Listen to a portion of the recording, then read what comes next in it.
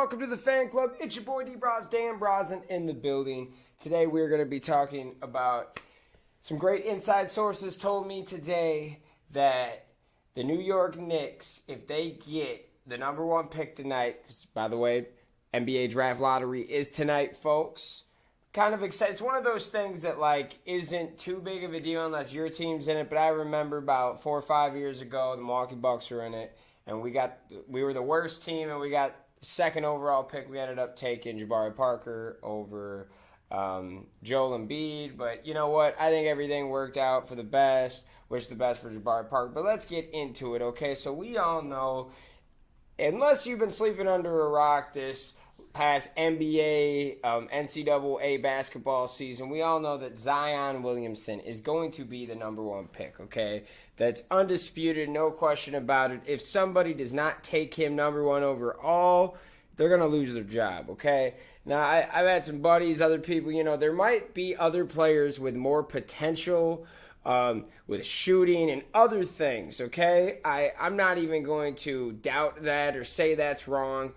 But just the hype alone on this guy will increase jersey sales, ticket sales, everything. And it doesn't matter where you are. I mean, obviously, I thought that New York would be a great place for this guy, but also, I don't know, they're not very good, so bringing a young kid there wouldn't really mean that they're going to be good right away, but I see what they're trying to do, because today I hear that the New York Knicks, if they get the number one pick, they're going to move that number one pick most likely for your boy Anthony Davis, okay? Now, Anthony Davis is a beast, and of course, these young players, they have more potential because they've never played yet, but this AD is an automatic, bona fide hustler in this league. He's a top 10 talent. Yes, he deals with injuries, but when he's out there, he is a stud. So what does that mean for the Knicks then? If they're going after a player like this, that must mean that they're trying to win now, meaning that they're trying to go after KD maybe, Kyrie Irving, Kemba Walker. If they don't get Kyrie, they're going to go after some dogs this year.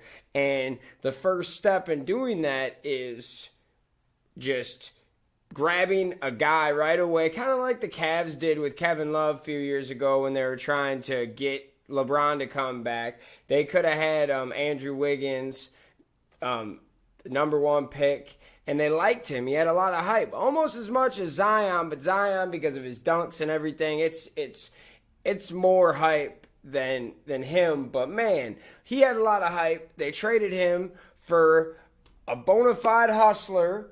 And what I mean by that is someone that's going to come out and grind every night. Kevin Love isn't the best player, but game a little similar to Davis's, stretch 4, stretch 5, can play the 4, can play the 5, and a good tag team partner when you're playing a good team.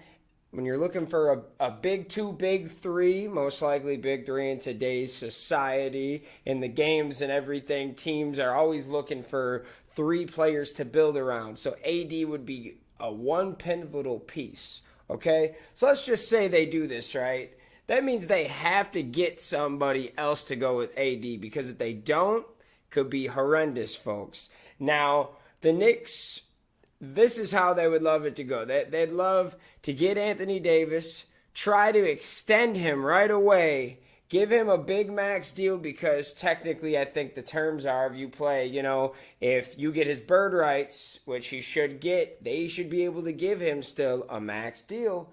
Then you go get somebody else to go with him and extend them a decent 3, 4, 5 year contract. Now you got yourselves a little team for a while. Now this is what could really be bad for the team if they do this, because this is the risk you have to take. Now, there's a big risk, taking that number one pick and moving it. Here's the risk you take, folks. You don't get anybody. You're the Knicks, and no one wants to go play with you. They want to go to LA. They want to go to a team that's actually trying to win right now, okay? So Anthony Davis doesn't sign an extension, okay? If he doesn't sign that, you might have just traded Zion Williamson for nothing.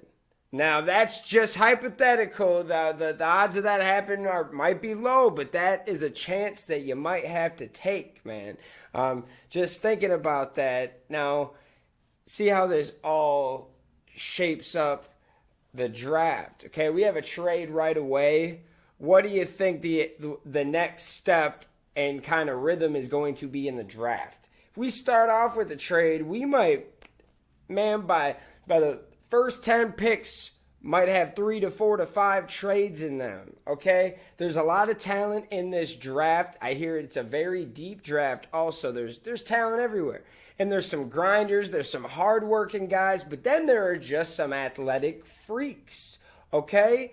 We got Ja, we got Barrett, man. Like, there's some good players in this draft that I like, and if there's any year to move to the top, this would be the year. That number one pick is going to be one of those picks that if you're going to trade for that, you're going to have to give up a superstar player or a bunch of players that have a lot of potential because, oh my God, like just the ticket sales on Zion, man, like he's going to increase no matter where you go. It could be freaking Sacramento, like, somewhere where, there's not a lot of superstars, and that would just be like for a year or two. Even if he's not great and he's just good, he's going to sell a lot of tickets.